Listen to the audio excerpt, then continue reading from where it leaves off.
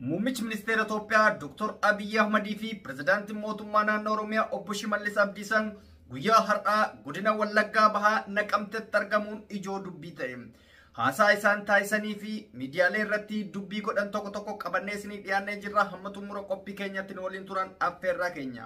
Odeeffannoowwan biraas bal'inaan isiniif qabna. Hamma xumura qophii keenyatti nu waliin turan affeerraa keenya. Oromoon bilisoomeeraam kaleessa qabsoofne dhiiga keenyaan injifanneerraam haasaa muummicha ministeera Itoophiyaatti. Muummichi ministeera Itoophiyaa Dr. Abiy Ahmed har'a gara Wallagga Bahaa magaalaa Naqamteetti imaluun dubbii taasisaniin Oromoon bilisoomeeraam kaleessa qabsoofne dhiiga keenyaan injifanneerraam ummanni mo'atamuu tokkummaadhaan injifannoo isaa tikfata malee of duuba deebi'ee akka haaraatti hin qabsaa'u jedha.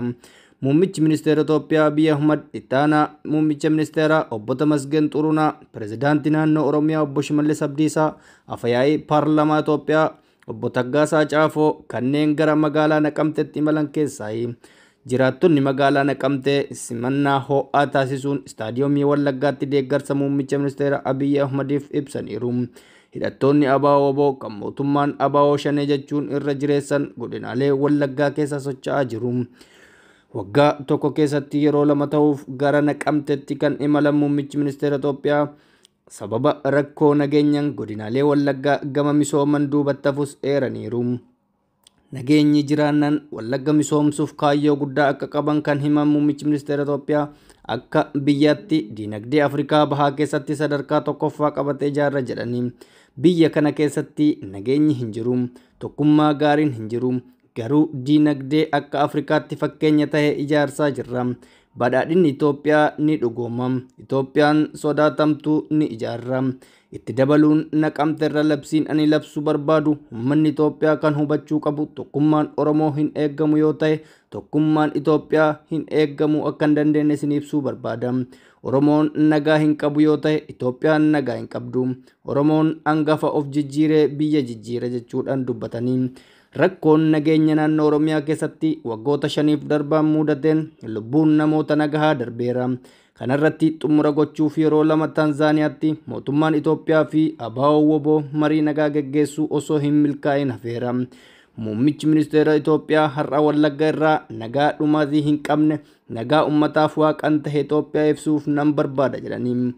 Waggoota 5 kana Wallagga Bahaatti namoonni ajjeefaman rakkoo nageenya gidduu jiru jedhamuun ibsamaa ture. Simannaa kana irratti Wallagga lafa nagaa irra eegan jedhu darbanii tureera. Muummichi ministeera Itoophiyaa Abiyyiin uummanni Wallaggaa gama misoomaa miidhameera.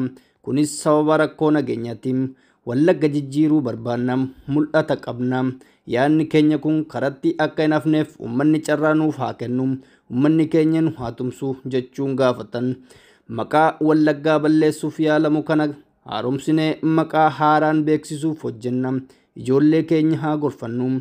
Gaabbii keessaa galuu keenya dura wal hubachuu qabna. Misooma uummanni bakka biraa dhufee daawwachuu danda'u akka hojjennu uummanni nu tumsuu qaba jedhan. Dhumarratti muummichi ministeera Itoophiyaa Abiyyiin biyyattiin deebi'ee saba beekuttiin deebi'ee miiraa fi hafuuraan kaleessa beekuttiin deebi'ee kana booda guyyaa tokko Naqamte keessa miilan deemnee misooma ilaaluu barbaanna jedhu. Godinaalee Wallaggaa keessa rakkoon nageenya jiru kan ta'e namoonni kumaatamni qe'ee isaanirraa buqqa'anii ture. Keessumaa haleellaa finxaaliyyiin Amaaraa aanolee godina Wallagga Bahaa fi Horroo Guduruu Wallaggaa keessatti taasisaniin hedduu lubbuu dhabanii kan qe'ee isaanii irraa buqqa'aniiru. Mootummaan yeroo adda addaatti tarkaanfii fudhachuun godinaalee Wallaggaa 4 keessatti nageenya buusuuf hojjechaa akka ture hima. Rakkoon nageenya Wallaggaa keessatti hammaatee ture gara godinaalee Oromiyaa kaanittis babal'ateera. Hidhattoonni ABO fi humni nageenya mootummaa wal lolaa turaniiru. Rakkoo kana furuuf Tanzaaniyaatti mariin nagaa yeroo lama geggeeffame garuu osoo hin milkaa'in hafe. Muummichi ministeeraa Abiy Ahmed har'a ololaa wal ajjeesuu hin qaban. Gaafii ofiin of bulchuuf afaan koon gargaaramuu jedhu deebi'eera. Aarsaa qaalii itti kaffallee diddaa abbaa biyyummaa isaa dhugoomseerra jedhan. Gaafin har'a jiru misoomuu qabna. Hattummaan babal'achuu hin qabu kan jechuudha. Kanaaf garuu du'uun hin barbaachisu. Muummichi ministeeraa godinichatti nageenya akka bu'uuf ummataaf ergaa dabarsaniin ijoolleen Oromoo waliin ta'uun eelaa fi ilaameen mari'achuu dadhabuun mari'achuu dadhabuun qaba jedhan. Nuyi waliin teenyee mari'achuuf ni rakkanna, garuu diina Oromoo bal'inaa ta'uun mari'achuuf karoora baasuun nu hin rakkisu. Oromummaan akkasii eessaa bahee jedhan. Muummichi ministeera Abiy diinota Oromoo kan jedhan kana eenyu akka ta'an maqaa hin ibsine. Muummichi ministeera Abiy waraana dhaabbate tokkummaan misoomaaf hojjetuu qabna jedhan. Garuu waa'ee hidhattoota ABO maqaa dhahuun waan dubbatan hin qabani. Haasaan amma isiniif dubbifne kun haasaa muummichi ministeera Itoophiyaa guyyaa har'aa Naqamtee irratti raawwatedha. Daawwattoota hordoftoota keenya oduu biraatiin marii amantoota 15ffaa irratti hirmaachuuf jilli pirezidaantii mana maree dhimmoota islaamummaa Itoophiyaa Dr. Kabajaa Sheekh Hajji Ibrahim Tufaatiin durfamu Qaaxar Doohaa seenanii jiru. Qaaxar Doohaa akkuma seenaniin Dr. Zaakir Naayik nama amantii islaamaa babal'isuun beekamu waliinis wal arguun ijoo dubbii miidiyaa hawaasaa ta'eera.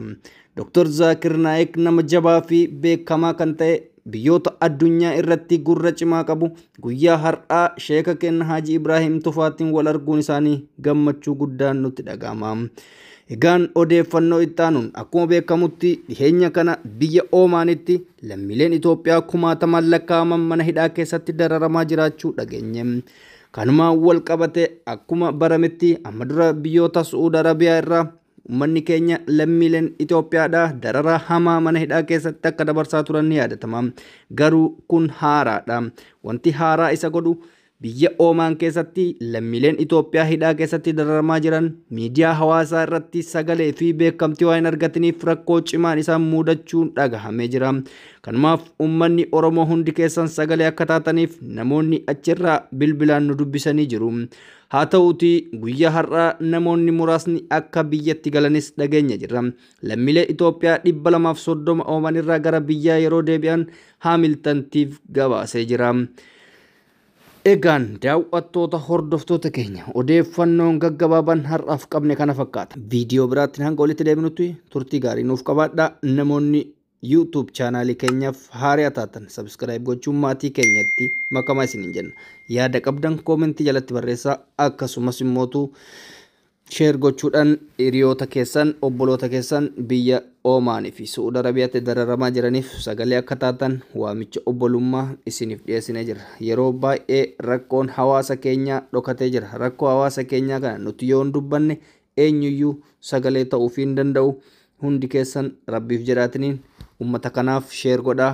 Dirqama odeeffannoo isaanii dubbachuuf boo'uun dirqamaa miti. Bor nu qunnamuu danda'a. Biyya ormaa jirraa. Kanumaan isiniif dhaama. Yeroo gaarii naaf qabaadhaa. Nagaatti.